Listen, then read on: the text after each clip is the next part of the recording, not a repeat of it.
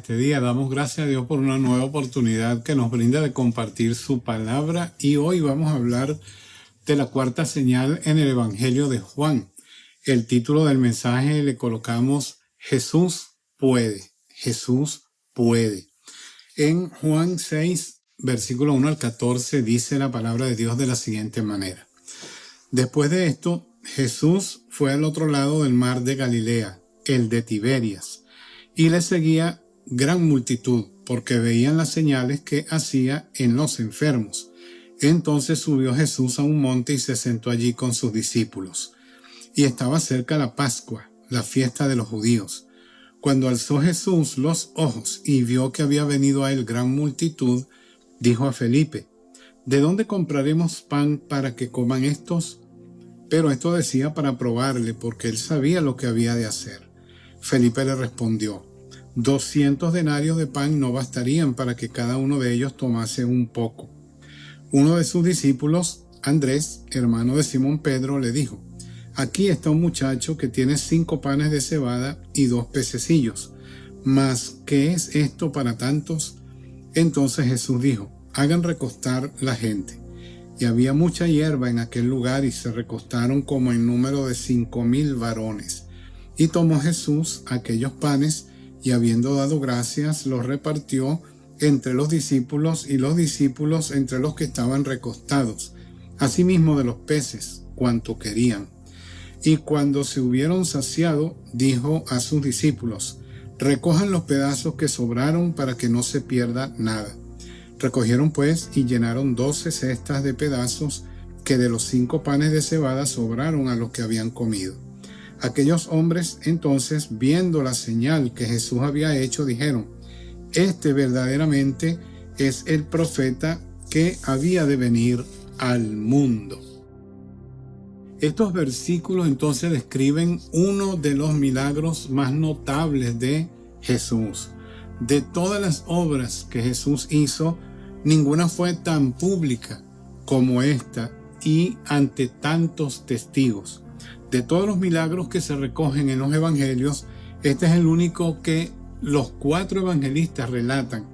Solo este hecho, como también la crucifixión y la resurrección, basta para mostrarnos que es un milagro que exige nuestra particular atención. Por lo tanto, vamos a analizar este milagro, esta señal, y piense en esa pregunta, en esa afirmación: Jesús puede. Jesús puede. En primer lugar, vemos que esta señal tiene una lección sobre el poder infinito de Jesús. Jesús alimenta a 5,000 personas con 5 panes de cebada y 2 pescados, como leímos en el capítulo 6, los versículos 8 hasta el 12.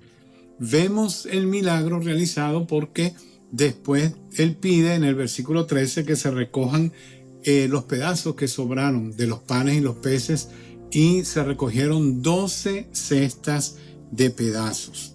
Allí, como vemos, Jesús ejerció su poder creador. Él multiplicó esos panes y esos pececillos. Él ejerció su poder como creador. Existió un alimento que no existía previamente. Existían solamente 5 panes y 2 peces, y él multiplicó, creó el resto de esos panes. Cuando Jesús curó a los enfermos y resucitó a los muertos, él simplemente restauraba algo que ya existía. Pero en esta historia nos damos cuenta que él multiplicó, sacó de la nada lo que no había anteriormente. Así que esta historia nos muestra el poder de Jesús para salvarnos perpetuamente. Él tiene poder para salvar a las personas que se rinden a él. Por eso decimos: Jesús puede. Él tiene todo poder para restaurar los corazones que están muertos, para darles vida. No solo puede reparar lo que está roto, reconstruir lo que está destruido, curar lo que está enfermo, fortalecer lo débil. Él puede hacer cosas mayores que estas. No debemos desesperar entonces por la salvación. de ninguno, sino simplemente orar por esa persona y confiar en que Jesucristo va a romper ese corazón de piedra y va a hacer que esa persona venga a sus pies. Mientras haya vida, hay esperanza. La razón puede decir que un pecador está demasiado endurecido o demasiado viejo para convertirse.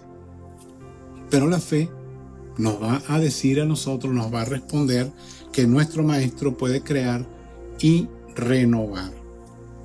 Con un Salvador que puede crear un corazón nuevo, no hay nada imposible. Con un Creador que puede multiplicar los panes y los peces, no hay nada imposible para que sea realizado en nuestra vida. La segunda enseñanza que encontramos en esta señal es que Él enseña las funciones que deben ejercer los ministros de Cristo. Ellos, los apóstoles, recibieron el pan de parte del Señor y lo distribuyeron a la multitud, según Juan capítulo 6, versículo 11. No fueron las manos de los discípulos las que multiplicaron los alimentos, sino las manos del Maestro. Fue el poder de Jesús que proporcionó un suministro inagotable. Los apóstoles simplemente recibieron el pan de una manera humilde y la entregaron o lo entregaron con fidelidad. Esto es lo que se supone debe hacer todo ministro de Jesucristo. Un ministro de Jesucristo no es un mediador entre Dios y el hombre. Primera Timoteo capítulo 2 versículo 5 dice que hay un solo Dios y un solo mediador entre Dios y los hombres, que es Jesucristo. El ministro no tiene poder para absolver o perdonar los pecados o impartir alguna gracia. Según Lucas capítulo 5 versículo 21, Dios es el único que tiene poder para perdonar pecados. Su única tarea, la única tarea de los ministros de Dios es recibir el pan de vida que Él nos proporciona, que es su palabra, y distribuirlo entre las almas. Como dice 1 Corintios 4, 1 y 2, somos administradores de la gracia de Dios. Debemos llevar el mensaje de Cristo, la palabra de Dios, de una manera fiel, sin alteración, sin alterar, sin torcer la palabra y sin enseñar nuestros propios pensamientos o ideas.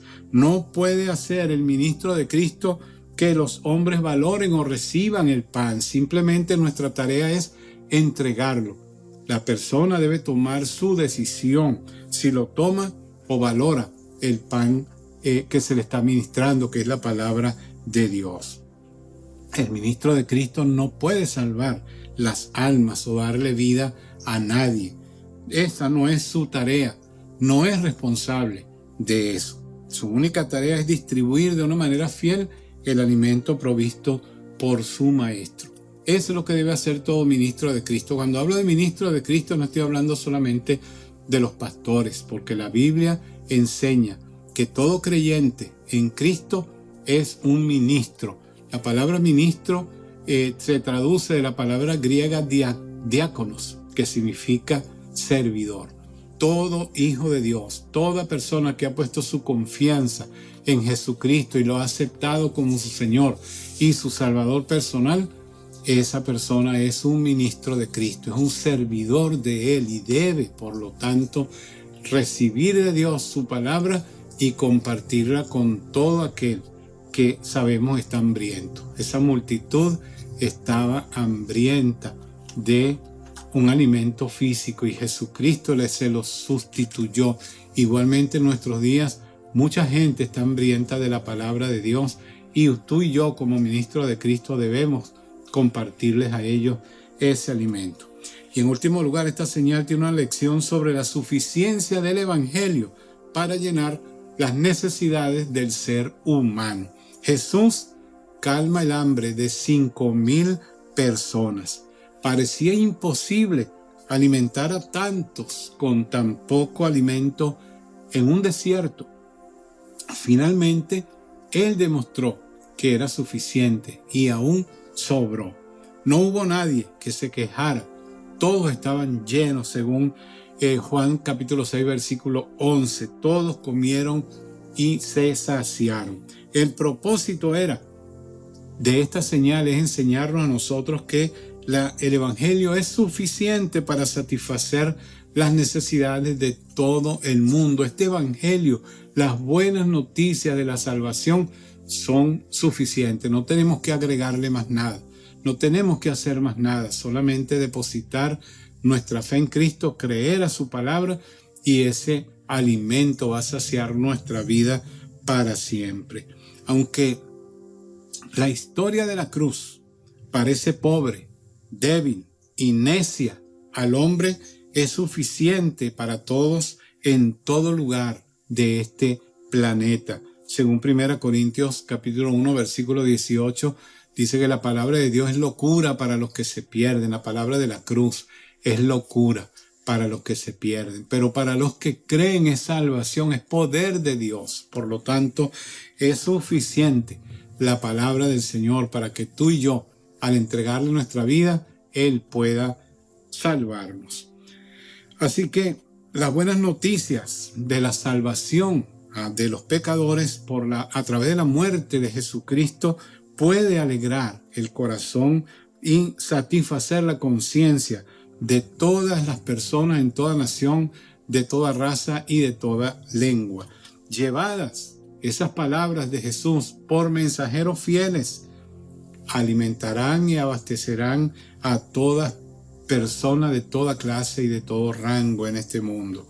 5 panes de cebada y 2 pececillos parecían poco para una multitud hambrienta, pero esos 5 panes y esos 2 peces, bendecidos por Jesucristo y distribuidos por sus discípulos de una manera fiel, fueron suficientes para ellos.